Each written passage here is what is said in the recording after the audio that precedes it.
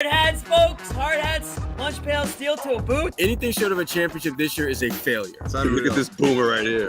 You've just got so much talent here. Somebody said we need to apologize for Jalen. Can I close it, John? What are we apologizing for? What did we say? What did we do?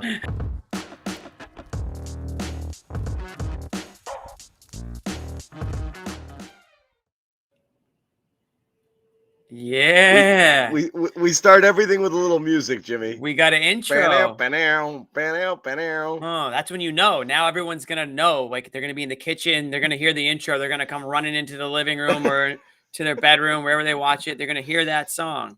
Love that.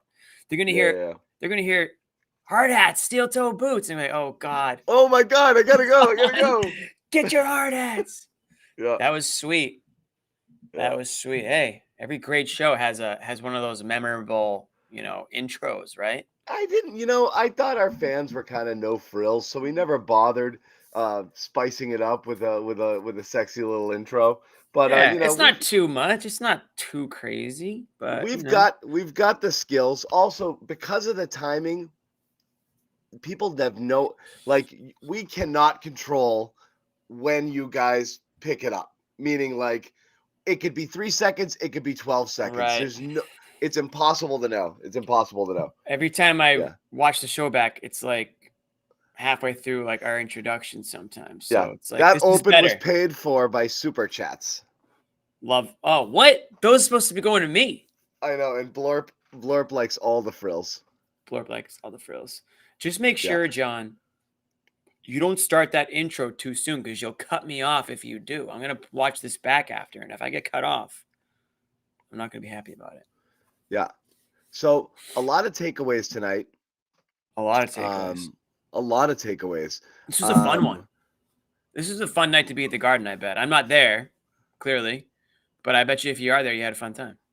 So I'll ask you this because it's like everybody watching tonight is like, oh my God, like play like this all the time. Like, right? Like everything is great. Ball is moving.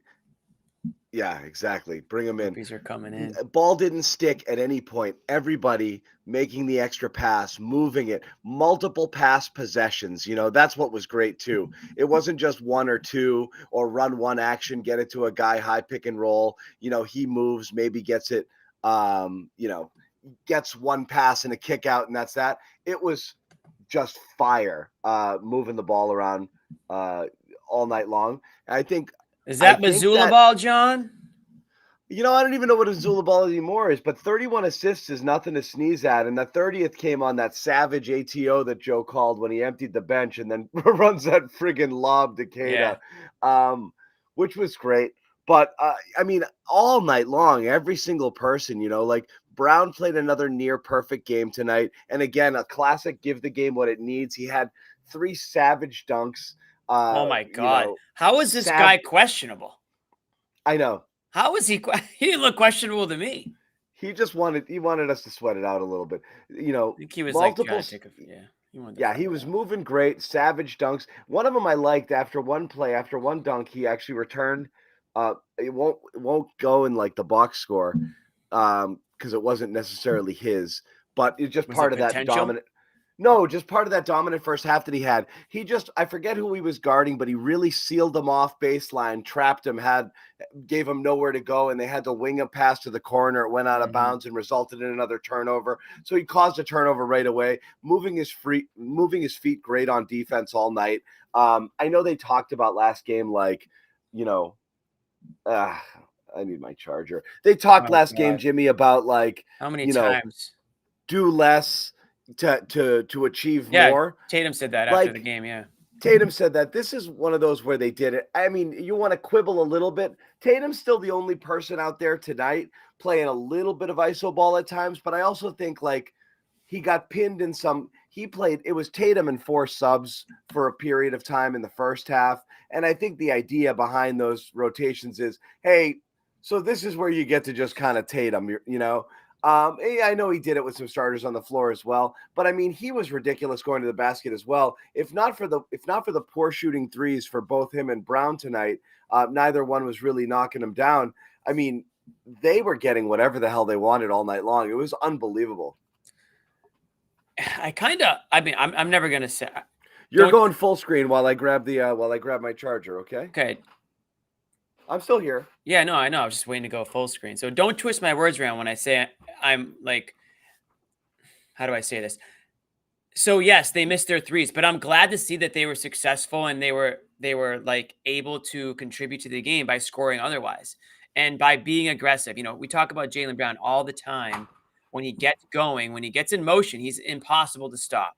And we saw that a couple times tonight. I mean, Orlando scored at the rim, and Jaylen Brown was still able to get the ball, dribble down like halfway down the court, and just throw down that thunderous dunk. So when the threes aren't falling, I feel like in previous years, they would still force them, and they would just be one of those awful shooting nights, and the Celtics would lose. Tonight, they're able to overcome bad shooting and score in a multitude of different ways, whether it's getting to the line, whether it's being aggressive and driving to the hoop. So that was what I loved about Jaylen Brown and Jason Tatum's game tonight. It's not that I love to see them miss threes, but I love to see them figure out other ways to be effective.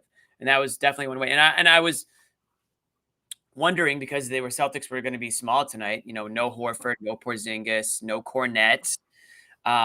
If they were going to rely a little too much on the three-pointer and just live and die by it tonight, but they were still effective down low. And, the Magic aren't, there's no Embiid, there's no, Lopez on the Magic that's going to get in your way down there. But they were able to still play aggressive, move the ball around, and not just force shots up. So I really thought that was a good thing about this game. And John, I think you're still there somewhere. I can hear you. I'm kind of here. Did you hear what I said? Or do you want to repeat myself? No, I'm struggling. I just can't find the cord. No, I heard the whole thing. You can't find the cord. No, hey, that's me. No, the best, and it's not just those guys. One of the cool things was, they didn't hit threes early. And in fact, they didn't even get that many 3-point attempts relative to what they liked. That was my concern, though. I said it earlier. But what was good about it was, I totally agree with what you said. No, I totally agree with what you said, that they normally just keep chucking, and waiting for it to go in. But instead, they kept moving the ball, creating really good looks, and then eventually they started going down. And that's kind of like plays into that whole, I know, the obsession over too many threes versus not enough threes, and like Gary versus Joe and all of that stuff, blah, blah, blah. And it really isn't the case. It's just how you go about acquiring them. Are you settling for them, or are you working for them? And tonight was one of those working for it sort of threes scenarios. I mean, it was great that the bench. So they kept doing it, and all of a sudden, like, their percentage went from then they were all of a sudden they're shooting 45 from, they were red hot, but they were doing the same thing and working for good shots. They just didn't fall in the first half, and they kept working it, and then they got them. Yeah, I mean, that's what it was. So yeah, and then you had Pritchard and Hauser were still doing their thing off the bench, hitting their threes, which is, Hauser's been doing it all year. Pritchard needed a good night and got one. He was hot, and again, some of those were with the game out of reach, but not all of them. And so it was good that other guys were able to sort of. You don't want to become too one-dimensional, right? So the fact that if they're not hitting threes, they're focusing on scoring down low or being aggressive to the rim, but you still have other guys like Hauser, like Pritchard, who keep the defenders honest. So you can't cheat on anybody with the Celtics roster out there, because they can score.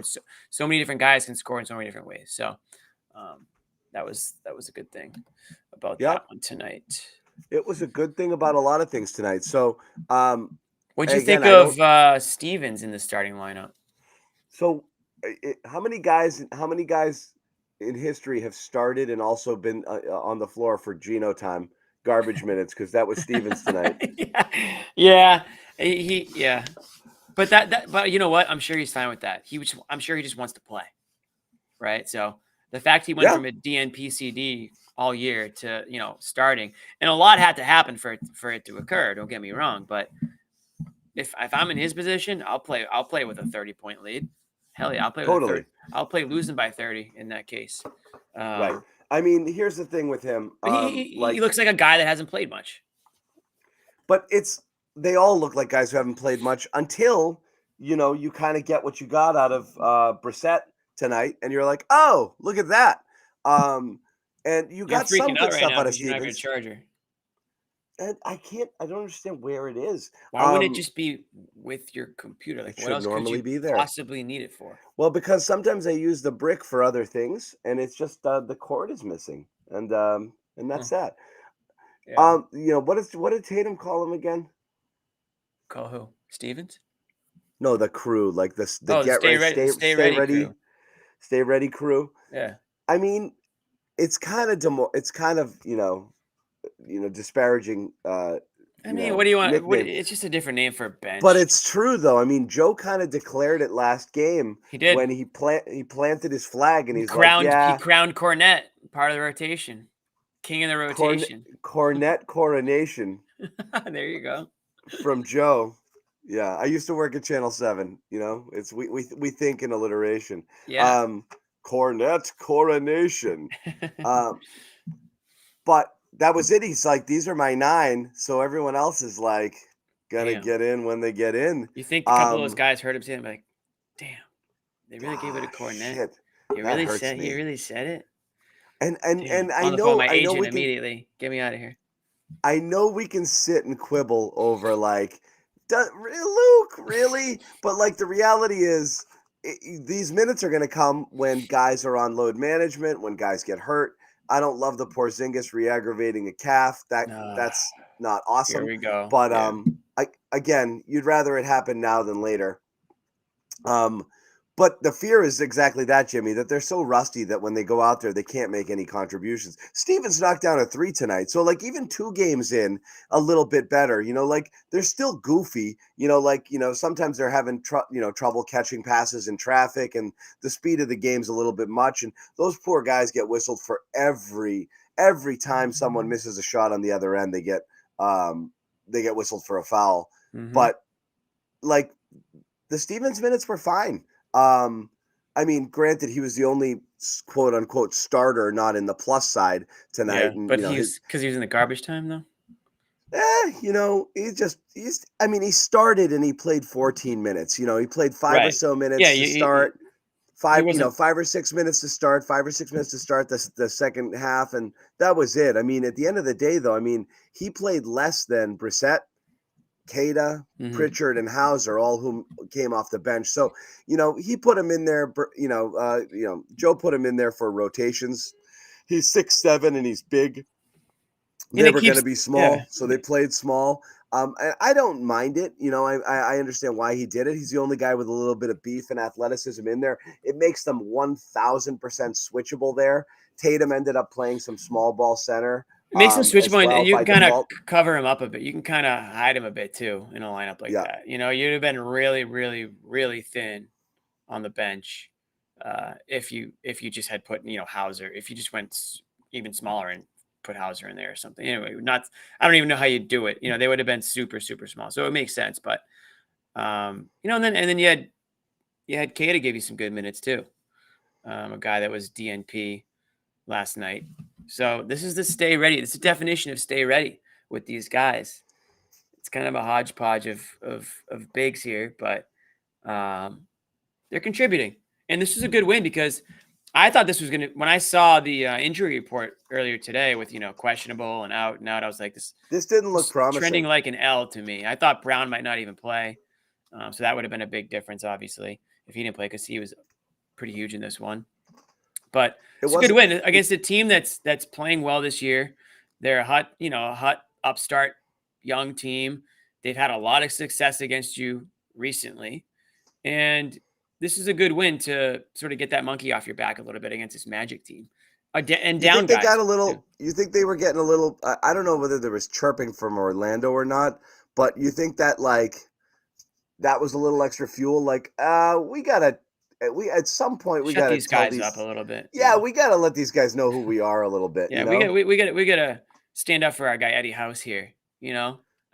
Poor Eddie House is slinking down his chair every time the Magic beat the Celtics, thinking that he's the reason. But it's really not. That's kind of a wild. That's one of the wildest things wild things I've heard about the Celtics and the Magic is that they're fueled by something that Eddie House said on a basketball analyst said about them on TV. I mean, give me a break. So it was good the Celtics shut him up tonight, and we'll see what happens Sunday. Get But it.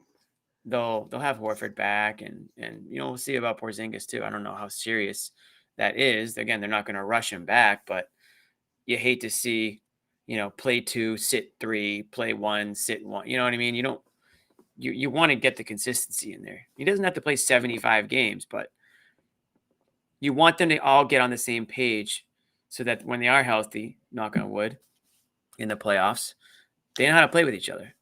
And So that's they do. No, you do. Yeah, I mean, but the reality is, if you're healthy, they're not playing. So it really is.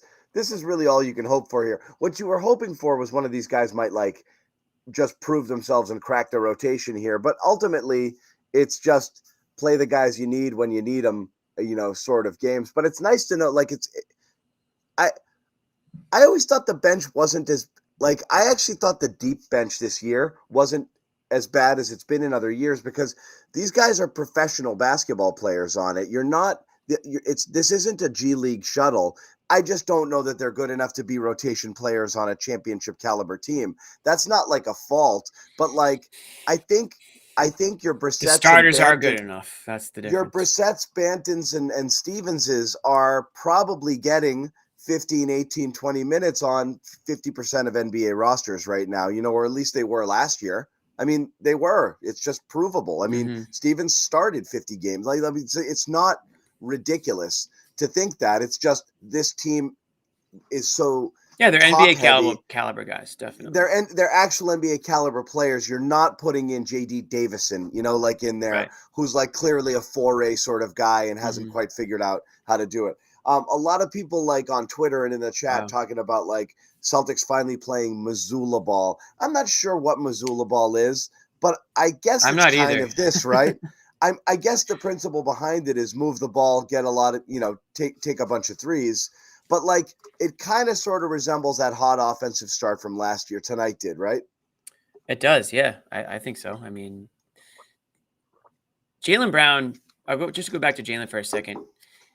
He's just got something about the way he starts these games, and he just puts him in motion, gets him going. So when you say start, that's just the first thing that comes to mind. Now, I do still question the bench a little bit, John. I mean, and again, they're getting it done because I'm not going to say the starting lineup is just that good, but it kind of is the case. But tonight, you didn't have Horford, you didn't have Porzingis. The stars had to play a little bit more. You got to hope and assume that you won't be that thin when the playoffs come. So that allows you to have a bench that's not, you don't need, you're way more top heavy, obviously, on the Celtics team than other teams are. And other teams might be quote unquote deeper. But if the Celtics have 6 guys that can, on any given night, or at least 5 guys on any given night that can just take over a game in some capacity or in the way that they do, you can get away with having a bench that's maybe after 8, it gets to be because theoretically they're not going to be playing a whole lot. So I don't worry too much about that. But because at the end of the day, if you're not healthy, and that goes for pretty much any team, if you're not healthy, you're not going to be good enough to win the championship. So if this team's healthy, I'll put them up against anybody 1 through 9, let's call it, right? And then that 9th guy, like you said on last show, it's kind of like an up for grabs one. Right now it's Cornette, but that could change. I mean, if Stevens gets some opportunity here over the next week or so to show that he can, slide into that role in some capacity, then he might chip into those minutes. Same with Keita. I mean, I thought he played well in the minutes he got tonight too. Some of it was garbage time, but regardless, they're showing that they're able to contribute when put in the position to. So I'm good with that. Yeah, I mean, and again, it's it's so funny. One of the more polarizing guys on the bench, one of the more polarizing guys on the team right now is Pritchard. Because tonight's Peyton Pritchard is oh my God, if he plays like this, they win a championship. But other versions of Pritchard is this guy sucks and he's the reason we're not going to win because we have no bench. Dude, he had 0. He had 0 last game in 14 minutes. His last 4 games before tonight, 0, 6, 5, 0, and it's 0 for 5 from 3 and blah, blah, blah. And when he has those nights where he's a 0, meaning his contribution is to come in there and like score, You're right. provide some second unit offense. And there's just games where he just does none of it. I mean, and granted, in some, it's in limited minutes because he's just, when you have the 6 starters, sometimes he's just going to play those 12, 13, 14 minutes. And that's what he's gotten. That's what he got in the 2 games against Cleveland. But 0 points and 6 points. He only got 1 shot off last night. And, scored 6 points, making 2 threes in 12 minutes the night before. Had in the tournament loss to Indiana, he was a 0 again, 0 for 5 from 3, and that guy drives people crazy. I can't tell if he's which guy he is, and like you get this version of him, obviously, but you're not going to get a guy who comes out and knocks 6 out of 7 3-pointers down every game. But when you do, it's ridiculous. Well, I think I guess that you could say that the knock on him. How reliable can you say he is right now? He's not, right? And what he's capable of. That's why he's polarizing, because everybody has seen these games and say, "Oh, Pritcoin, yeah." Everybody has seen these games. They didn't Drake call him a crypto dealer or something like that? Yeah. He looks like a crypto bro. Yeah. Everyone knows what he's capable of. It's just, can you be consistent in that production? And right now, he hasn't been. But a night like tonight gives you a reminder that this is why he's on the team. This is why they signed with that extension. And crypto scammer. That's what it was. Thank you, Manny, for Maine. Crypto scammer. But yeah, it's hard to make heads or tails out of Pritchard. I think when he's out there with Hauser, they do allow you to obviously spread the court. We know Pritchard's, he's fast PP out there. He's P party. He's quick. And Hauser is just hitting shots left and right. So when those 2 guys come in, it's not like, oh God, here we go. And Pritchard hasn't maybe been as aggressive shooting it. And maybe tonight's good for his confidence, where he starts to see a few fall. Now he's going to get that feeling back. Shooters need to have confidence in themselves, and I don't know where he's at with it. He seems like a confident guy. He always says the right stuff about confidence and going back to work and trusting himself. And it's gotten him this far in his career, which I'm sure he's been doubted for most of it. So I don't think he lacks confidence. I just think for whatever reason, that shot hasn't been falling as consistently as it should be. And it did tonight. So you'll take it. It's a quadruple P tonight. It's a Peyton Pritchard podium performance. Okay. Pritchard's going to the podium tonight. That's quadruple something you don't normally see. You don't normally see from Colin. Colin has a super chat we got to answer, and Tatum I missed and it. Brown. We missed it. It's gone. I know. I'll scroll back on it. So yeah, that's Pritchard. I don't know. Colin, what else do you expect from him? Concerned with Porzingis's? Yes, young cow. I get it. We just touched upon it, but I don't think. I mean, I am concerned, but yeah. But if where's the panic meter on it? I mean, if you're expecting him to miss 20 games, this is part of those, and I'd much rather them be in December than April or heading into the playoffs. Yeah, I mean, I don't think. Am I concerned? It's kind of like slightly expected. I think I'm more like my antennas are up a tiny bit, but I'm not concerned. I'm not at the level of I'm worried about it. I'm not concerned or worried. I mean, this isn't the type of it's a little bit of a nagging injury. It's not a knee, it's not a shoulder. It's not like he fell on his hand or something. So these types of things, they just need time to heal, basically, and it's just rest, I guess. I think if it was the playoffs, I shouldn't say this because I have no idea, but I'm wondering if it was the playoffs, if he would sort of fight through it. If it's pain tolerance to an extent, stretch it out, get some heat on it, get in the trainer's room tomorrow and work it out. I'm not concerned about it yet. I think we all expected these games to happen. I'll say this. It didn't matter. Horford should have been in uniform tonight. if Porzingis is doubtful and Cornette's out and like Yeah, I can't figure that out either. Just get in there for 12. I mean, is he gonna break if he plays one back to back? It didn't matter. It didn't. Yeah. It didn't matter. They survived. And I honestly, I'm a pro load management guy. I don't give a crap. Rest guys when if you think it's gonna save you, that's fine. I'm surprised they didn't find a way to sneak him in there tonight, but it didn't matter. End of the day. But it's You'd think they could have at least started. I mean, Stevens played 14 minutes. You tell me Horford couldn't have played 14 minutes? I just think you're hanging everyone else out to dry a little bit. That's all. And it's just making it harder. I know the young Bucks can handle it a little bit better, but all things being equal, I'd rather just see him kind of, gut out a few minutes here. We'll bring in our man, Josue Pavon, coming fresh off the podium. And see it's good. It's good. Man, I don't got the same backdrop this time, which I found out, which I should have known last time. It was because it was a back-to-back. So, they are. So, so it's gone, but I'm thinking Cleveland forgot about it. But that's why they had it in the background. I was hoping we had the same treatment, but I still loving these lights, so that's why I picked this spot. You look good, man. You look great. The lighting is really working for you. Anything out of the locker room worth talking about?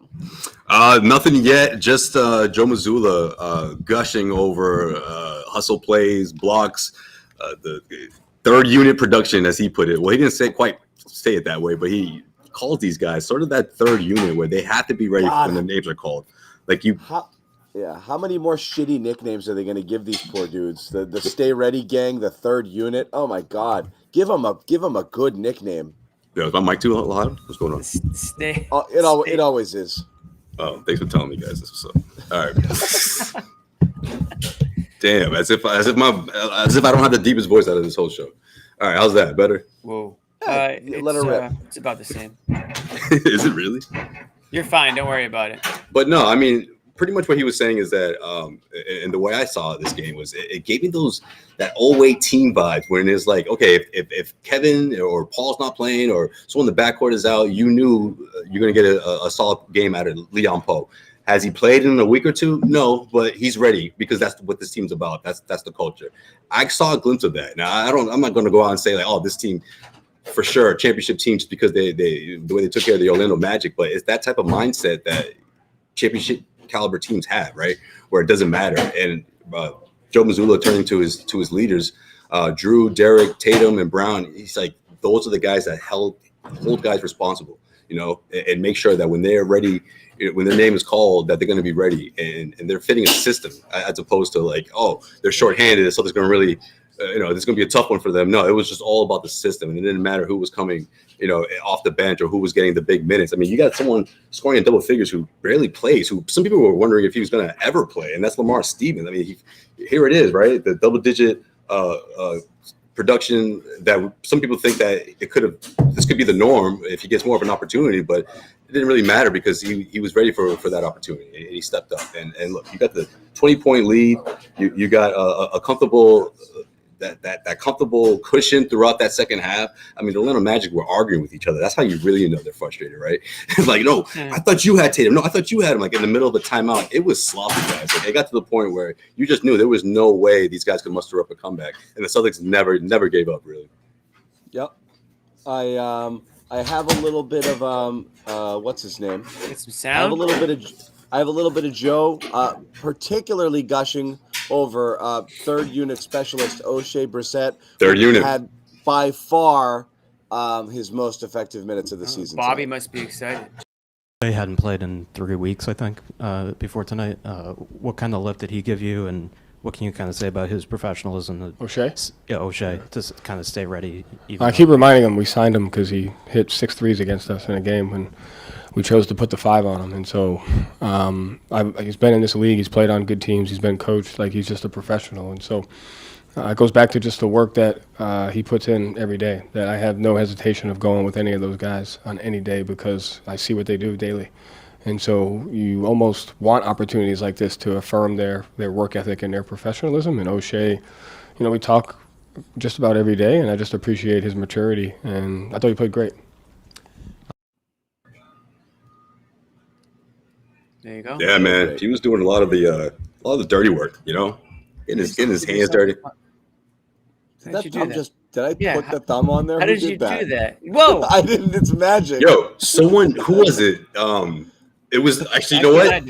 It was Stephen A. Smith. He did it during the Such a Basketball podcast, and I was like, how do you do that? I'd never seen that before. Yeah.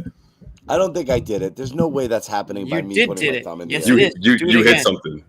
Do it. Do it right now. Do it again. No, it's not. Someone's messing with me. They're gonna. And Ahmed's right too. That was on Zoom, so I don't know how it happened. No one's messing with you, bro. You did that. Ahmed saw it too. That was no one's magic. messing with you, bro. So let's run through it a little bit. Oh, it's a mystery. Okay, I thought someone was. Do it again. No, don't be moving it. You got to keep it still. There you go. Yo, that's weird. In the camera. The first time it happened, it was on another platform. That was Zoom. I don't get it at all. That is really weird. What's funny is like somebody That's in the some chat AI clearly shit. knows what's going on, and they're like, "Dude, you idiots! It's this." But anyway,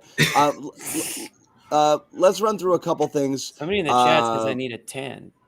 Let's run through a couple things. Yeah, you might need a 10, but first Winter, off, bro. No, it's give you guys December. a little bit of a heads up. Great. Our sponsor, exclusive wagering partner of the CLNS Media Network, FanDuel.com. Go to FanDuel.com/Boston. Get $150 in bonus bets when you place a winning $5 moneyline bet. That's all you have to do. It is easy. It is fun. It is, football nitty-gritty time. Here we are, December, end of the season, fantasy playoffs. Jimmy, how's your fantasy team doing? I'm playing you this week, tough guy. I Eckler know. sucked last night. I'm screwed. Eckler sucked. Anyway, download the app. Super easy to use. The best lines, player props, over-unders, whatever you have. FanDuel.com/Boston. FanDuel, the official partner of the NFL. And, of course, you can bet more than NFL. Get in on some NBA action tonight. If you hammered the Celtics, hammered the over, you did well for yourself. So that's great. So FanDuel.com/Boston. You know what? I was going to tell you Dreamers Pro. I could Dreamers Pro you. Dreamers Pro it up. Yeah, I could do that, or I could do this. I've been looking for the best deal on Celtics tickets, and with over 28 million downloads, SeatGeek is the #1 rated ticketing app. There are more than 70,000 events every single day on SeatGeek, including concerts, sports festivals, and more. You can use my code DREAMERSPRO for $20 off tickets at SeatGeek. That's $20 off your first purchase with promo code DREAMERSPRO. Make sure you check the link in the description to download the app. Yeah. Love it. Gary rolled. Yes. Tangwade. It wasn't Tangwade in a bad way. It was just I know. Tangwade. It was an actual commercial. So there were a lot of great individual performances tonight. I think we want to run through a couple of them as well. But I want to ask you, Josue, first, the thing we talked about at the top of the show. What possessed the Celtics to play the style of basketball they played tonight? Did they just lean into, hey, we're small, so we got to play fast, to play with such pace? But it wasn't just the pace they played with. It was the movement in the half court, a lot of passes per possession, working it around, for best shots. Yeah.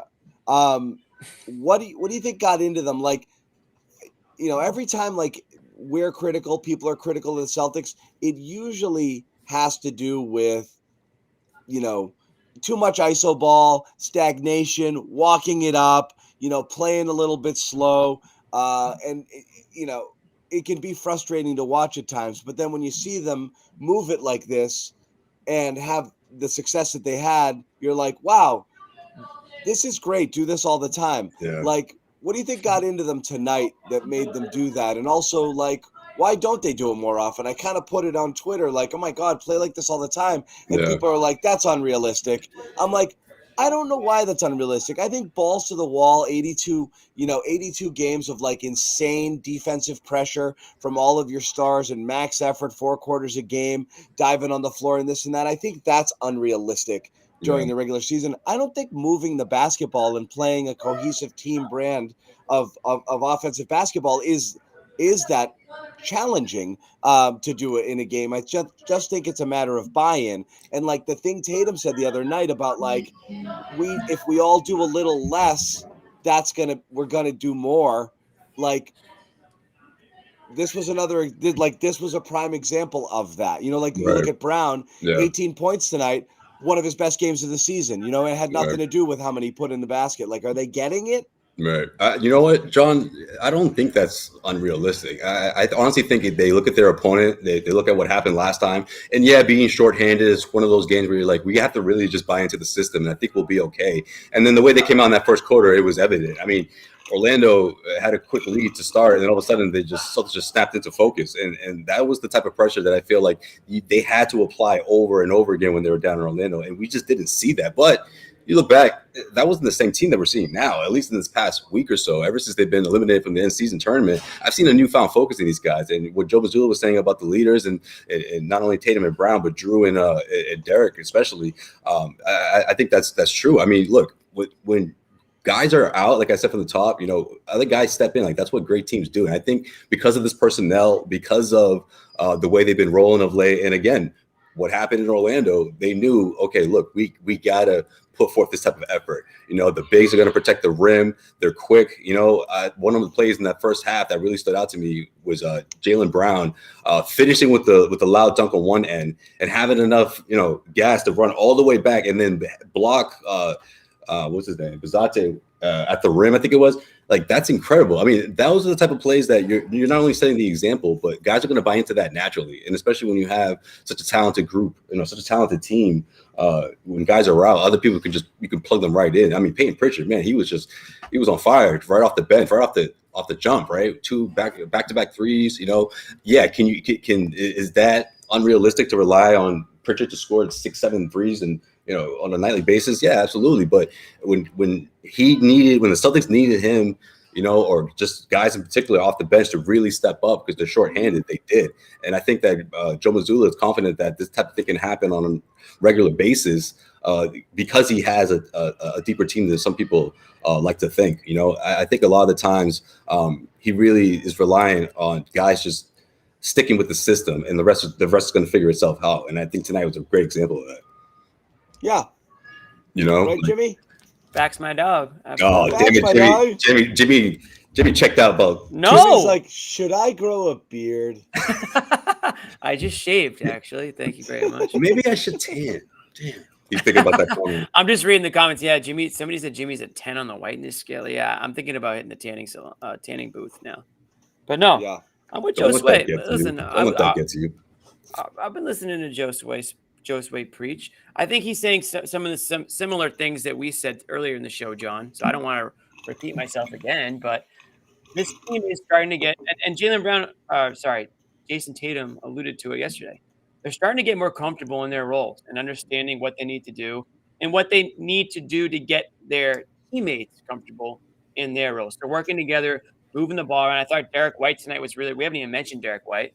And again, he just had one of those great Derek White nights where he was kind of like the connector out there. You had Tatum doing his thing, Brown effective without having to score 30 points. And I thought Derek White was just an all-around complete game performance from him. So those guys are starting to get a little bit more acclimated and a little bit more in tune with one another out there. And I'll tell you what, Derek White is he's going to be a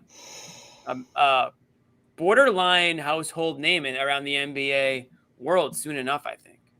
He couldn't even crack the top 100. I would say he's going to be, if the Celtics weren't so stacked, it'd be in the All-Star conversation. Derek White's a top 40 player today, maybe even higher. You talk about a guy, he's almost perfect right now. Between perfect play. No, it's ridiculous though. When he has it, he's constantly moving, and his shot. Now that he's so confident in his shot, he can shoot it at any time. Pull ups, just walking up, stepping right into it. When he gets his little floater game going, terrific. But he's so friggin' ridiculous on defense. He's one of the best, both team defenders and individual on-ball defenders in the NBA. I think all defense is locked again for him right now. Yeah. He must be the biggest pain in the ass to play against. Oh, dude, how many times have I said this? it's nonstop with him. He's freaking relentless. When we talk about like, oh, you can't expect the stars to play like this every game.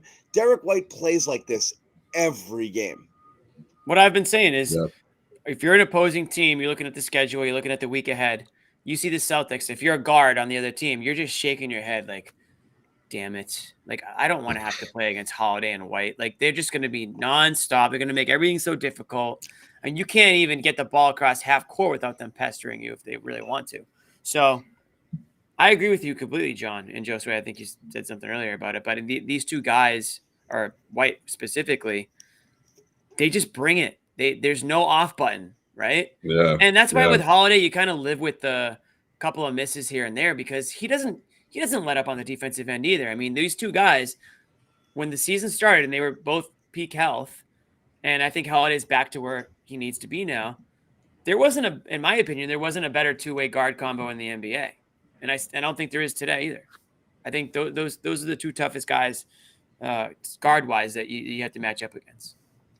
Yeah, I mean, they were really just That's frustrating. Orlando's backcourt, I feel like, I just think that when they're locked in the way they are, man, like it's frustrating for teams like the Orlando Magic, especially when they're like, I felt like in this game, and I know Joe Mazzulla talks about this a lot, being physical and showing that physicality and not getting, beat in that regard.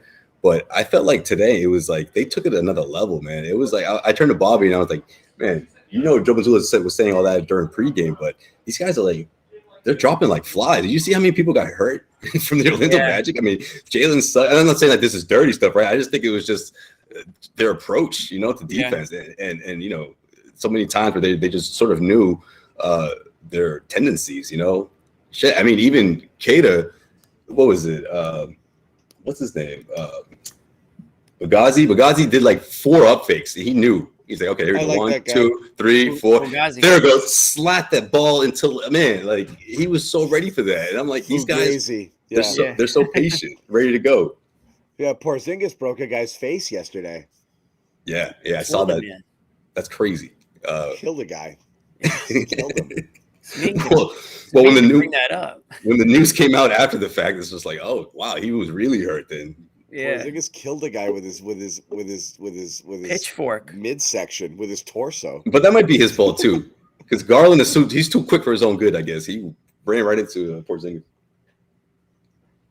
Who else? It doesn't matter. Anyway. When you made that face, I think you're gonna be like, no, it was definitely Garland. Don't mess with him. Yeah. No. They are. I mean, the guard play. Who you can't win without great guard play, and they have great guard play. Like it's unreal. Yeah. I like good guard play. The deeper we get into the season, the more I'm just like, man, it's a really good thing that they traded for Jrue Holiday. Like, remember that? I mean, it was only 24-hour debate, I guess, 24 to 48-hour debate, but yeah, it's no question. I mean, this is why Brad did what he did. Like he had to see this come together, and look how they're thriving. And they don't even need to have like humongous scoring nights. I mean, Jrue Holiday, I'm sure, is due, but that hasn't been the case for him. But he's been just as effective. The good thing about Jrue Holiday is like I'm stunned when I look at the box score and see he either had as many points as he did or as few points as he did. With the exception of a couple games where I was like, oh, Holiday was bad, and he did. He had a stretch, 2, 3, 4 where he didn't look right, and he was causing team. He was turning the ball over, and and he's had troubles finishing in and around the rim this year. So that's kind of not been great. Though he's actually been fairly consistent from 3, both in terms of catch and shoot and pull up. Sorry, that's Amit coming in. More sound bites coming down. But yeah, the box score almost doesn't matter just because the impact has to do with a lot of other things that he does. But White legit does everything. I mean, he can't stop doing everything. Right. It's so freaking impressive. No, it really is. So man. Impressive. It really is. Yeah. And then this the outside shooting. I mean, he can do this all day, man. It's like this is just light work for him because again, I mean, I've said this so many times on the show, like he's open a lot of time. I just feel like even when he's not, he finds certain he knows how to get that shot that he wants, and it's zero hesitation now. Whereas last year, sometimes you saw it's that. Incredible watching him in year one, and every time compared to now, every shot he took in that first year was a great shot, and none of them went in. None, literally none. Now he's pulling the 28%. Nothing went in. It was like he's pulling. Poor guy was in his own head, and then he got the yips, and he didn't want to shoot anymore, and he was passing up shots, and then he was short arming ones in the lane. Like he got it. Just every time it was like, oh, that's a good shot, and the form looked great. It looks good coming out of his hand, and none of them went in. Why do I feel like you're just trying to like double down on your take back then? How you didn't like Derek because White. We're not doubling down, Jimmy. No. I feel like you're doubling down in the sense of like, no, you guys don't forget. You guys forget he was really, really bad. Like this is why Jimmy and I have been firmly planted there. Like, you were both on the same boat. You were on the same boat. You were on the same boat, right? It was firmly planted there. He just brutal offensively. He was a zero. Yeah.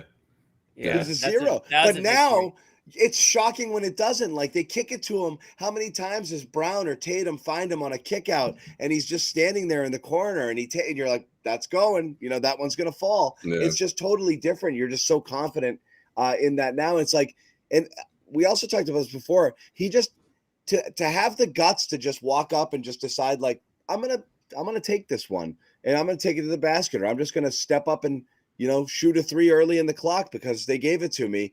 Like that takes balls to do on a team that has as many talented scorers as the Celtics do. And when he does, it never feels like it was the wrong play or the wrong shot. It just never does. It feels like, oh yeah, no, I get why he took that. And I'm glad that he did, even if it doesn't go in. Like there's none of that, like, oh man, we didn't need it. It really is amazing for someone to do as many things right every single night as White does. Yeah, no question, man. I just thought you were trying to just emphasize confidence in him how too. bad he was. You know what it is? It's personality too. He doesn't have that superstar mentality. He's not looking to try to get his. He's not trying to prove to the world that he's an MVP or an all-star. He knows what he's capable of doing to help this team. He's proven it already, and he plays within himself. And it just so happens that he's extremely heady player out there, high basketball IQ, doesn't get too high, doesn't get too low, just plays smart basketball, and the rest of the team benefits from it. So, I mean, he makes things so. I mean, I'm sure that guys on the team would say that he makes things so much easier for them out there because they can trust him. He makes a smart play. He plays hard on both ends of the court. He just does all the right things. So, it like you said, John, he's playing like a top 40 player right now. It really is. So who gets the brownie? Who gets the brownie? We haven't even mentioned Tatum. What's funny is like Tatum had a cool 30 tonight. Couldn't hit a three, but was devastating going to the basket. Played small ball center when they needed him. Grabbed 6 boards. Dished out 4 assists. Had an overall solid game. I've got people in my mentions and tweeting at me like, is Tatum ever going to figure it out? Is he ever going to learn? Like, is there anything you saw about Tatum tonight you didn't like? And no. I will say, I think he was the only guy tonight who forced a shot or two when he didn't need to. I did feel like there was a couple times where he's like, all right, my turn. And, took a couple of ugly ones. But beyond that, what am I missing? Yeah. I mean, nothing really stood out. He did have with Tatum a lingering conversation with one of the officials, but that's neither here or there. But no, you know what I'm seeing? Those guys are giving both Tatum and Brown. I thought, especially tonight, gave the ball up quite a bit with the notion that maybe they get it back and maybe they don't, and didn't really seem to have that much of a problem with it. Like I said, I only found a couple of moments where I thought Tatum was a little bit like, all right, this one's going up no matter what. But most of the time it was decisive, just ripping it and taking guys directly to the basket or working the ball around to other people for a better shot. He had that great play where he waited in the post, back down Anthony, waited for the double to draw, kicked it over to the corner for 3 late in the game. Terrific read. I thought he played a solid game. Yeah. And you don't even talk about it. It was such a ho-hum 30. Yeah. I know. Right? There's been a lot of those, I feel like. You know, it's like you just kind of expect a stat line kind of Well, like that. he's doing I mean, that thing. He's been doing that second half thing. You know, it doesn't matter how much he has at halftime. He's gonna go for like one of those 12, 13. Well, what was it last game? But 17-point quarters, whether it's the third or fourth, and I just feel like that's how he gets to 30 so quickly and getting to the free throw line. But what did he do tonight? Yeah, he went 6 of 9 from the free throw line. 6 of 9. We mentioned it. We mentioned it off the top, John. We said how they were able to be effective. Tatum and Brown tonight were able to be effective without hitting threes. So Tatum drops 30, only hits 6 free throws. Majority of those points were from inside the 3-point line. So it's just a different. It's nice because it's a different way of doing it.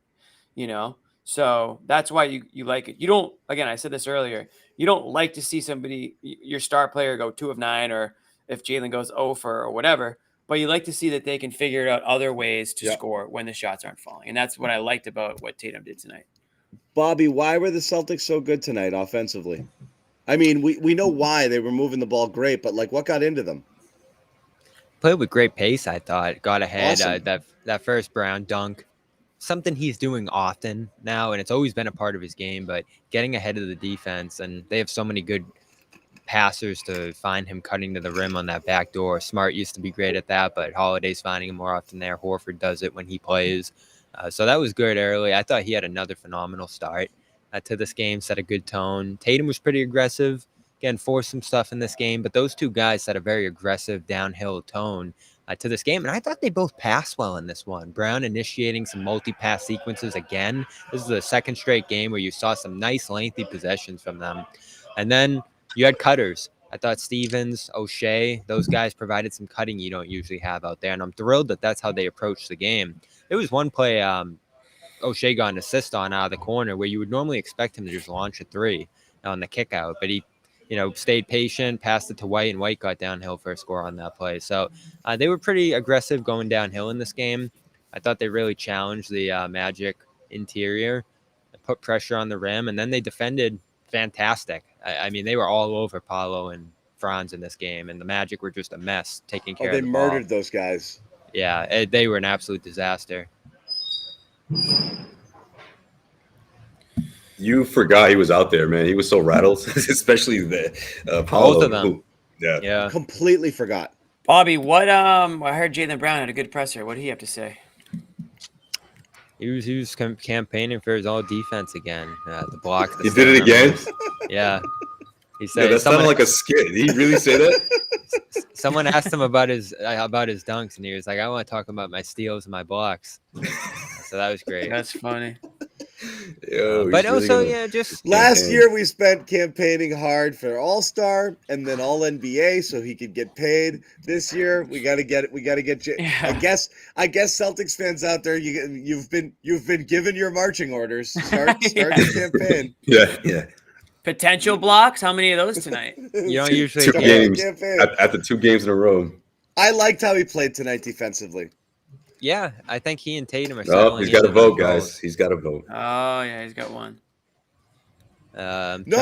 Look again.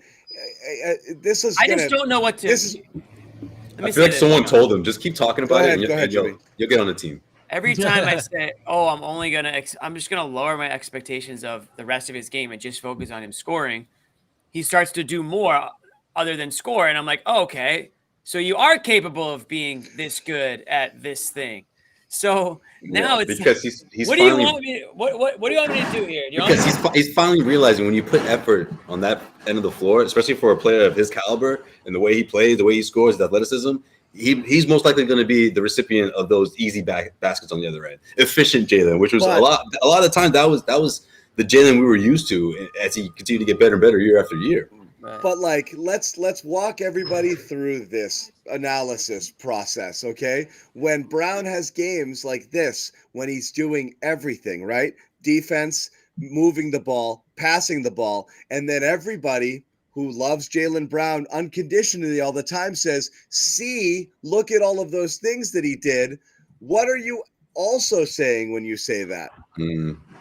Right. That he wasn't doing those things before, which is what we were pointing there out. Was something different. When we would say there's so when it's better, what does that mean? It was before, Yeah. Right. worse. So that's kind of the point is if he's capable of those things, if Tatum's capable of those things, you want to see them do them all the time. And when they revert into head down iso ball individual stuff and it's not and they go on those cold stretches where the team doesn't look connected and those guys are then they catch shit in those instances because that's kind of how it goes. So if they're capable of doing that, it's like then do it all the time. It's so much better that way, right? Yeah. As opposed to saying like, oh, just leave the guy alone. Poor guy can't dribble. Poor guy can't pass. Like that's not. Yeah, if that's not the case, then the expectation is that. That's kind of the point. That's why like the people get only. frustrated. That's like the only thing he does bad, guys. Like it's not a big deal. Those are the Jalen heads. That's what they were saying. Right. We talk about the consistency a lot, and the team's getting more consistent. It's quarter to quarter, game to game. It feels like they've been playing well outside of that in-season tournament game for a long time now. That's their only loss recently of late. So that had Joey vibes. That did have Joey vibes. I was waiting for you to answer my rhetorical questions, Josue. I know. I feel like I kind of mumbled it. And then I thought of Joe immediately. Yeah. I just love how they're building up leads. But they're it's building so up funny. leads. They're not letting them go. 25 third quarter in this was game. great tonight, right? Yeah, and the Magic didn't give up. I mean, they just kept scoring inside, kept pushing the ball, kept shooting. They didn't let up at all, and they kept poking the Celtics, and the Celtics had to respond with some good possessions, and they did in this game. They look so good right now, and they shot well again tonight, so that always helps. But I feel like their process is really good. And Bobby, we talked about that in terms of process. Like you have those games where, I said this earlier, but like, they're not shooting threes well, like they weren't at the beginning of the game, but then they just keep jacking them and hope they go in. But tonight they just kept moving the ball and creating good opportunities. And eventually those opportunities started to fall. So it's really more about how you come about the threes more than actually taking the threes. And tonight was a good example of that. Like you got to the 40 plus that Missoula wants, but they kind of did it the right way. And that was by moving the ball, as you said, multi-pass possessions, passing up a good shot to get a great shot. They did that all night. Did I just disappear? Oh, John's gone. What the hell is going on here? Here's JB on defense. Okay, start the campaign, everybody. Get to your Twitter machines. JB all defense. Start it now. Also, you had a couple dunks that, kind of sparked the crowd, got people hyped. Tell us about those. Yeah, I also had a couple steals, a couple blocks.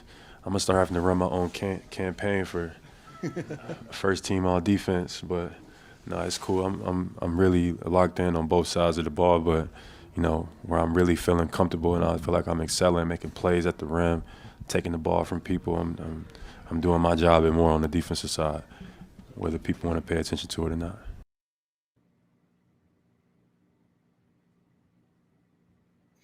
Did we do something wrong?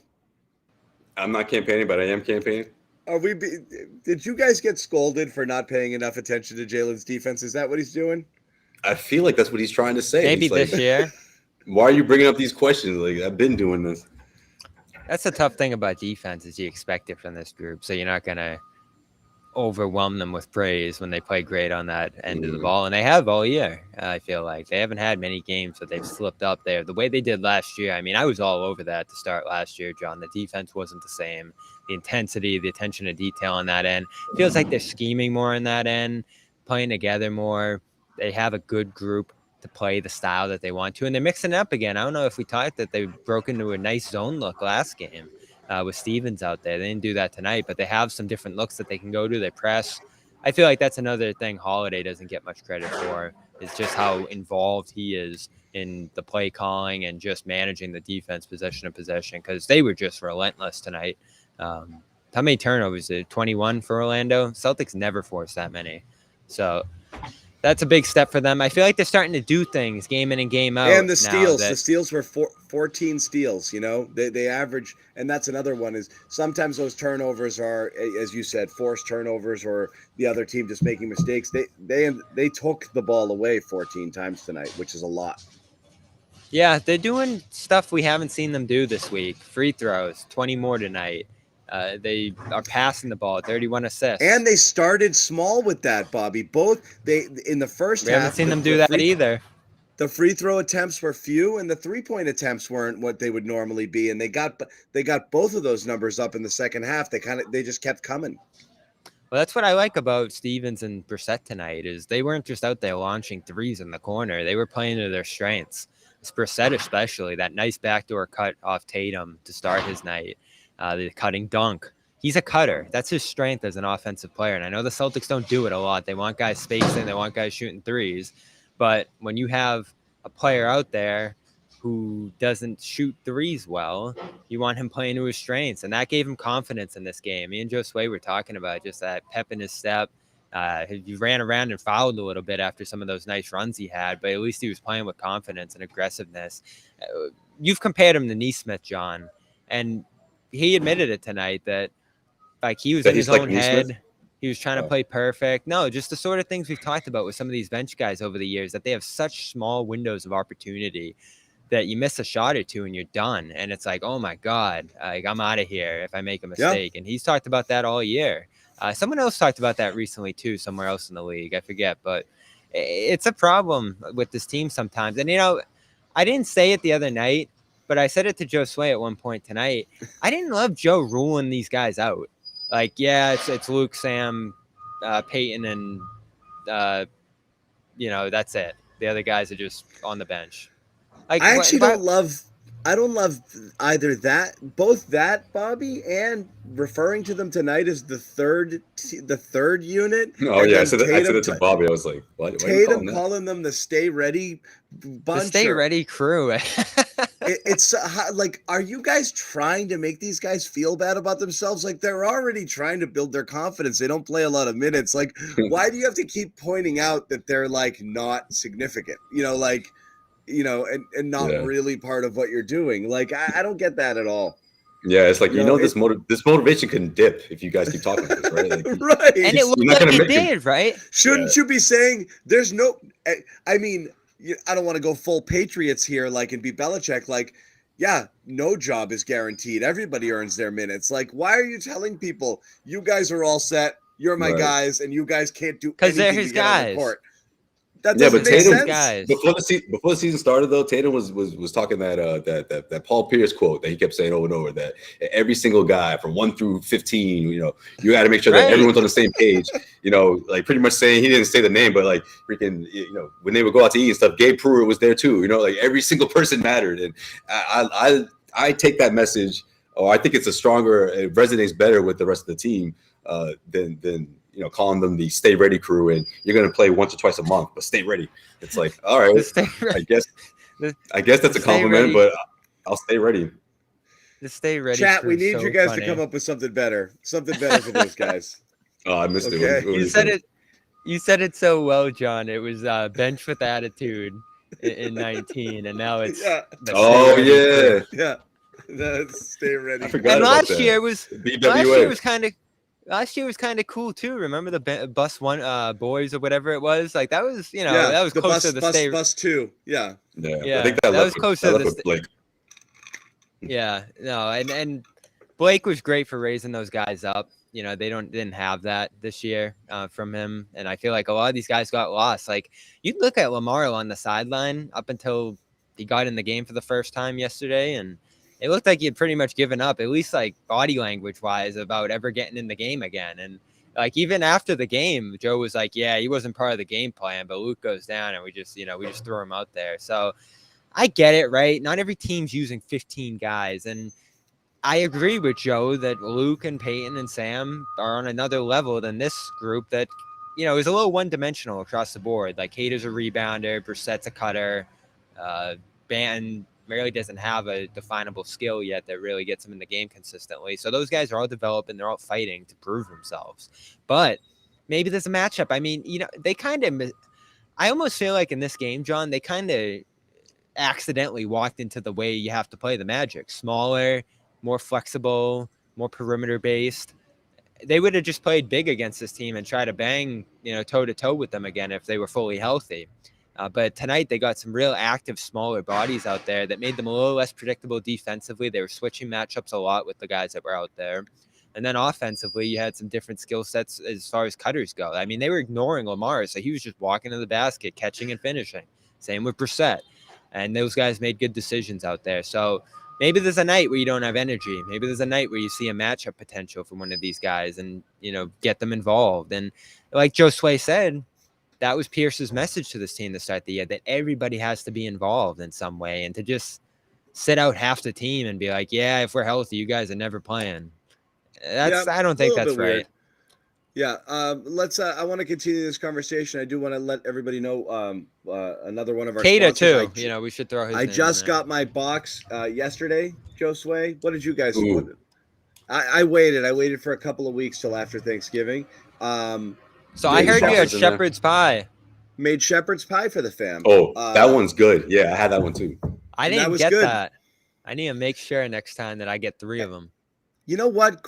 Honestly, great family style meal because it's kind of something everybody can eat. One of my favorites. And I added a couple of my own little twists to it, but honestly, what it comes with is perfectly set. Cumin in there? No. But it's fine. I did a little couple. Josue knows. I just remember one time, the one time I mentioned cumin, you go, "Oh, I love that stuff." You said so Yeah. So no, I added a little stuff, but again, HelloFresh. If you guys want to get in on the action, this is a really cool deal. HelloFresh, which is here with us, as a regular sponsor of the Garden Report. Anytime you sign up, and again, this offer is going to be around for a little bit, but no reason not to cash in now. HelloFresh.com/CLNS free breakfast for life. Bobby couldn't friggin' believe the amount of breakfast he got in there. It was overflowing, literally. Every box you order is going to give you a free breakfast item as well, which is freaking awesome. But again, the kit is great. I got 3 family-sized meals coming to my house.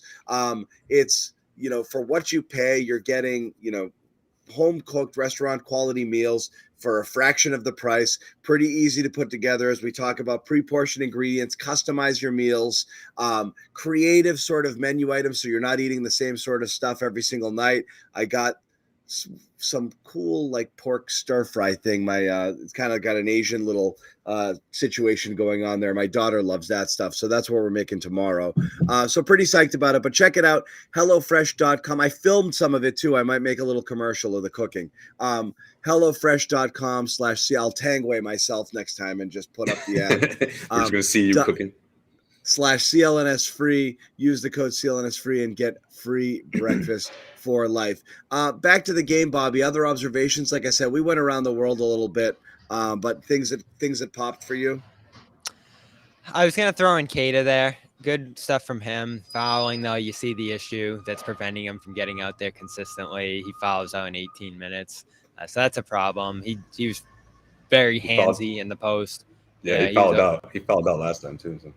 Yeah, so that's tough, but nice left-handed hook, couple finishes late from Pritchard, and the Is rebounding. Blake still an option, Bobby?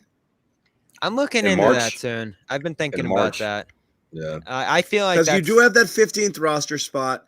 Cada is on a 2-way, so he can't play in the playoffs, and he's got 40-something games. So we don't know whether or not they're going to want him as part of the regular playoff rotation in order to elevate him to that 15th spot. So it's still open. You can't do buyouts because of their their cap penalties. Yeah. I think Blake's a great option. It's just whether he Blake wants is to come sitting back. there as a potential option as one of those guys that you could do. I think it's possible, right? He seems like the exact type of late, as you talked about. He's working out right now. Glue sort of guy there, around as much as for morale as much as he is for anything he's going to do on the court. But everybody likes him. He was such a positive force on the team last year. Maybe he'll come when winter. This seems like a perfect fit. I feel like he would just really fit with this team. I mean, obviously he fit last year, but especially when nights Porzingis can't go, nights that just like last year, second night of back-to-backs for Al Horford. You plug him in, you feel, he can take on 11, 12, 13 minutes and give you production, 7 and 7 or something like that, some kind of stat line like that. Yeah, that's a story I've been meaning to look into. I find it super interesting. I That's do know gonna pop last up. year. I'm sure it will. Last year was a challenge for him. You just saw what he went through to get ready for every game, and it was extensive. I mean, his body is taking a beat, It was to hard. say the least. Answering some super chat questions here before we wrap it here. Anyone wants to fire away, go ahead. But do you guys miss Marcus Smart? A little bit, but not in the basketball sense, if that makes sense. More of the to him. Like the interviews and the insight. You know, I feel like he kind of let us know a little bit of what's going on between the guys, and that type of stuff. But I mean, what I mean by that also is that I'm not saying this team is missing him. You know what I mean? So I miss that energy, I guess, but I don't think this team misses that role. I think it's been filled properly. Oh yeah, we said it. Drew is exactly who you would have selected to step into that role. And I still believe that if they didn't get Drew, they'd really be missing that element. But they got very fortunate with that deal for a number of different reasons. And the thing about Smart too is you're seeing the physical breakdown a little bit here too. It's becoming consistent the time he misses off the court with the ankles and stuff like that. And that would have been tough for this team. They've been relatively healthy. Boston has. I mean, it was just weird tonight, John, just the amount of absences that just flowed on them going into this game. And Luke's going to miss a week here. Porzingis, no real update on him. Joe was pretty tight-lipped about that pregame, so that's not great. I never like hearing about calves, and this is obviously pretty similar to what he was dealing with late last month. So not great. Yeah, not great. My answer to the Smart question, and missing Smart is just, for me, it's just sentimentality. Like in the stuff that you guys mentioned, for me, I hate parting with Boston athletes who love being part of the Boston experience, and Marcus was one of them. So like Marcus was one of those guys that like loved you back. You know what I mean? Is like he got it. He got what it meant. Like, and he enjoyed being here, and he had a lot of pride. I hate getting rid of those guys because not everybody feels that way. So for for sure, that always gets me. And I hate the feeling of like, good point. Man, did you really, like you do feel like you've like ripped somebody's soul out when you send them from a place that they really want to be. And Marcus was that guy for sure. The basketball, no, because I always thought just the inconsistencies just drove me crazy. And I didn't necessarily think that the good outweighed the bad. I think you're getting it. I think everything that he brought that was good, you're getting it, but not nearly as much of the other stuff as well, which you would, ride or die. And I just think the guard play has just been so much, just been elevated this year. I don't know that they're missing him on the court, and I think they've got plenty of energy and plenty of leadership as well. So maybe not on the court, but I definitely missed the guy. By the way, John Morant back Tuesday, and he could be as well. So maybe they'll turn around. Yeah. But yeah, he's a hard guy to not root for. I'm going to root for him everywhere he goes with Smart. No question about it. Same for sure. Yeah. So I mean, I do hope they turn it around there, and I'd like to see him have success. Other thoughts, guys, before we close the book? They better do it again on Sunday, man. I mean, that's really it. It's what we've been preaching: consistency. If they keep this thing going, 14-0 at TD Garden, that's a heck of a feat, if you ask me. Very impressive stuff. Yeah. I do think I'm a big fan of this Magic team. They got a little bit ahead of themselves coming into this one. You saw them at shoot around this morning, kind of bouncing around. We own these guys. I talked to Cole Anthony. Especially that Cole interview. I was going to say, good stuff, Bob. He didn't want to talk about the Eddie stuff, but he was like, yeah, we got the defense. We know what we need to do against them. Mo Wagner, they cut him. That was disrespectful. You think the Celtics, this was part of it tonight? Because did they say anything in postgame that made you think that like Jalen said this? He felt like this was the most important game of the year. Oh, okay. So he was extra motivated. Yeah. And then when Joe was asked about it, he said that I don't need to do it for those guys, but I guess I do a little bit here and there. But so the way I took that is it's already happening. He kind of just throws in his 2 cents every now and then. So. And you said it, Josue. There was a physicality to Boston's game tonight. They got outpowered last game, just in terms of the physicality of the game. There's really no other way to say it. This game, the Celtics were much more physical. Brown unloading that dunk on Black. Speed is also physicality, if you can exert some level of your kind of physical dominance on another team, they just kind of ran them ragged all game long. And Trevor, thank you. We appreciate you too. And so you're right. They were undersized a little bit, but you're right. They played aggressive and they played fast. Yeah, and you saw that through the game. The Magic looked overpowered by that at times. And, yeah, I said this to Josue during the game. Tatum seems to have I don't know if it's the workouts from the summer or he's a little more fresh this year or what, but he has a little bit more burst going to the rim this year. I mean, he's beating some guys off the dribble, which he hasn't always done. And that dunk, he floated a while. It's an extra something. You're right. There's that little bang where he's getting there quicker. You're 100% right.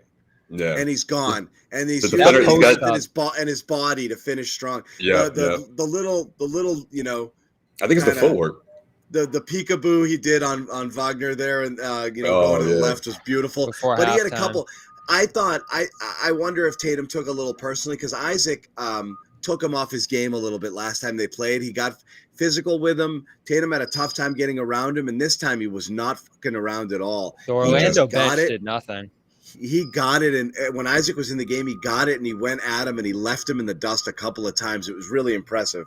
So, because I thought Isaac, I wouldn't say locked him up, but at times he did last game. He put a lot of pressure on him. Yeah. Him and Mo were really effective last game, and those guys did nothing tonight. Yep. Amazing. Yeah, it took him out of their game. Yeah, amazing. A great game. Like I said, if they needed this. But it's so good to see that this is in their repertoire. You always question whether it's a matter of choosing to play this way or hopefully this is part of an evolution. I mean, and again, personnel at home, John. But it's not just that; it's the style that they played. Personnel can factor into it because you're down a couple of bigs. You can run a little bit more. You can't run and you can't play with this much pace when you're dragging a couple of either 7'3" guys or 37-year-old guys along with you. Not to say that those guys aren't capable of pushing the pace a little bit. And Horford's certainly one of the most athletic guys you'll ever see. At his age, but or if it's just a matter of their evolution, which is buying into that thing that we mentioned from Tatum the other night with the do less and be more thing. Are they getting that a little bit? Because tonight was one of those where it looked like nobody cared if it was, I don't care if I score as long as we score. And that's how they were moving the ball around. I thought it was beautiful. I like it. If they can keep that going and be in a good place. You guys are in a good place right now. And it's realistic. Okay. Let's plant that seed now. This is realistic. They can do this on the nightly basis. All right. Yes. Have high expectations, guys. It's okay. You spend a lot of time and probably money following this team. It's okay to have high expectations, but also vote Jalen all defensive. I don't think that's a fan vote. But I love how he goes. I should really start campaigning. I'm like, you're doing it already. You're doing it. I think you know this. You know what you're doing. There's no doubt. They've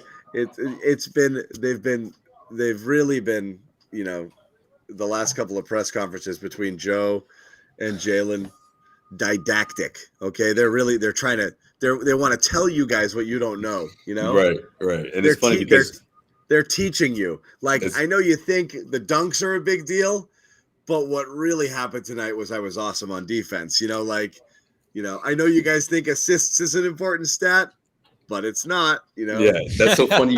That's hilarious you say that, Bobby. Remember when there was a reporter who, I don't want to put his name out there, but it was a reporter who he mentioned the whole assist thing. And he goes, there's a lot been said about, the assists and all that. He goes, yeah, between you guys. He's like, all right, well, in the reporter room, I guess there's been a lot said about it. It's Joe kind of corrected. Oh, no. He was talking about the bench. He was saying, the bench was a big production early in the year. Or assists. Oh, yeah, bench production. Right. He's like, oh, well, between you guys, I'm like, between everyone, Joe, Celtics fans, everyone was kind of thinking, how thin is this bench going to be heading into the season? And man, it's been impressive. I feel like we haven't complained about the bench since October. It's unbelievable. They've just been so good. And that was a big concern because Horford's been playing very well, and Hauser is a lock, is a is a rotational lock now. You love his minutes. We talked about it last game. So really, the bench swings mainly on whether Pritchard's hitting his shots or not. You know, like a good bench day is when Pritchard's hitting them, and or you get a single decent contribution from one of the other guys, like a decent Cornette game or one of the other guys if they get in there. But for the most Stay part, ready like, crew. the Stay Ready crew, how often are you ever annoyed? How often are you disappointed in either Horford or Hauser's performances? Almost never. So 7 deep, you feel pretty good. You're really quibbling over the 8th guy, and maybe the 8 to 10 minutes the 9th guy might get in a game, you know? Right. But that's true. But also, real quick, I want to make sure I don't forget this. One last point on Jalen, though. This is perfect. I'm just figuring this out now, because at the end of the season, if he doesn't get it, he's going to get the question, oh, do you think you were robbed? Or, there's going to be a narrative out there that Jalen was robbed out of all defense first team. And then maybe that way he gets second seed. I don't know. We'll see. But he knows what he's doing. It's good. He's building, he's planting a seed in everyone's mind right now. Yeah. But the bench really turned right around the time, like Hauser started a teeny bit cold. As soon as he started heating up and making his threes and everything was good, but that happened like early. You just haven't really had an issue. I think the bench issue was during that period where you were trying out different guys, and the concern was like none of them were really getting it during the period of time that Porzingis was out for a little bit. So bad. Yeah. Pritchard was shooting 23%. Yeah. O'Shea went in. That was about it, and you're like, oh god, this is really brutal. But yeah. They've been good. I hope O'Shea sticks on. There's something else to tell when it's not. You got to start the conversation now. Jalen's got to start that conversation now. Maybe he can get on a defensive team in the next couple of years, But you got to start now. Oh, you're saying so? This could be for next year. So, okay, or that. Who knows? Either way, you got it's going to be on people's mind now because you mentioned it. People will feel guilty for not voting for him this year. Then they'll have to vote for him next year. So he might be playing the long game on it. Yeah, you have to remind people. People don't talk about them as defenders, but they can be. I mean, we always talk about them as if they decided to be elite defenders, how ridiculously good this team would be. And we've seen, even going back 2 years ago into the Ime stretch for that second half, when those guys committed defensively, how ridiculous that team was, the way that they were playing. Because they're so long and it was so hard to do anything. And obviously you had the rob factor, but that, you've seen it. It can change the whole game when those guys are locked in. And we actually even said, like, part of one of the reasons they were inconsistent last year was that those guys kind of went away from their commitment to defense. Oh yeah, it was awful at times last year. I thought they really, really didn't lean into it at all. So yeah. No, that's been a big turnaround. Yeah. All right, Jaylen Brown, Rookie of the Year. Get your votes in now. And that's it. That's all we got. Sunday, 3:00. Is that right? Yep. Taylor Swift at 1, Celtics at 3. Full Sunday. Taylor Swift at 1. At Gillette. Game. The show's at 1. Taylor Swift might be attending the Patriots game. We're not sure. Oh, yeah, but she's not. You make it sound like she's got like a halftime performance or something. No. But I mean, she's a draw. She's a bigger draw than anybody the Patriots are putting out there. Oh, well, yeah. The way the tickets are looking, yeah, I'm sure people are going to. All right. Remember, guys, NFL action tomorrow. Set your fantasy lineups. Don't fall asleep on it. Jimmy, Bobby and I and Jimmy all in some first-round matchups. Poor Josue. One of us wasn't going to make it, and it was him. It happened. So damn close. It was close. The guy didn't even think he was going to win that game. I know he didn't until that last half. Now, that's how it goes. When Toscano was here, the CLNS round 1 is Amit versus Bobby and me versus Jimmy right now in round 1. My team isn't that good, but I keep finding wins. Oh, so I hope none that of us. continues. No, Amit's team is good. The rest of us are junk right now. I do have Purdy though. I love that. Yeah. So. Yeah, solid. Jimmy got it. Jimmy stole that last one. It's a tough one. Anyway, thanks guys for hanging out. We appreciate you. We'll see you guys on Sunday with the full crew. The Stay Ready doing crew. The Garden Report. Stay ready crew. Maybe I'll have Nick do the game because I might have to do Pats. Stay He's ready, on the Nick. stay ready. Nick, He's on the stay ready crew. Nick and who else? Who else jumps in from time to time? Guess just Nick. Nick's the stay ready crew. I'll ask anybody in the chat here if you guys have suggestions for who you would like to see sub in on the Garden Report from time to time. Let us know. You know, and we'll think about it if you have any suggestions. that just means if he doesn't like it, then it's not gonna. That's pretty much what it is. Yeah, exactly. I didn't say I'm gonna do that's it. what you mean by think about it. Yeah, that's fair. Yeah, I'll think about it. Our best 5 hosts are me, John, Josue, and Jimmy. So when those 5 guys are there, Nick's not going to be on. He's just got to stay ready. No, he's just going to be ready. Well, we're never going to use Nick. Not if we have to. You know, someone's going to be like, "Oh, get a Jeff Van Gundy or get Sam Cassell or something." We'll see though. People want Judah. People want live callers. Oh, we used to do that. Yeah, that was something. One of these days, we're going to run a contest for the top 5 chatters to do a show. Yes, we are. One of these days, but I don't know what it's going to be. Sherrod's a good one. There you go. Oh, we owe a couple of shout outs, Josue. This guy Alex really wanted us to show from Dover, New Hampshire, I think. Ron Burgundy? Yeah, he did say that. No, Dover, Massachusetts. I think Massachusetts. Why did I say that like that? Hazel said hey at the show at the Garden tonight. So always say hi if you see us out there. And yeah, he saw us. What was he on the 3rd row? He was pumped, man. He saw me. And he was like, "Where's Bobby?" And I'm like, "Man, that dude was stuck in traffic. This was last game 2 nights ago. That was crazy. We won't even get into that. I had my traffic moment. Oh, you did? I would have ask. I would have Kess and Dudley for sure. Man, that'd be a fun show. Kess was right about the Brad thing way back when. Adamantly. Yo, shout out to Vinny from Boston, who I hopped in the Uber and immediately, as soon as I walked in the Uber, I hop in, he goes, Josue Pavon. And I'm just like, and then it took me about 5 seconds. And I was just like, oh, I go, Celtics fan. He goes, yo, I love you. I love what you guys do. So I appreciate that, man. Vinny, that stuff goes awesome. A long way, man. Thank you. Like I said, I don't get recognized. Because you don't go out, John. Actually, you know what? No, you do, but I feel like it's either the demo or it's the location. I don't know.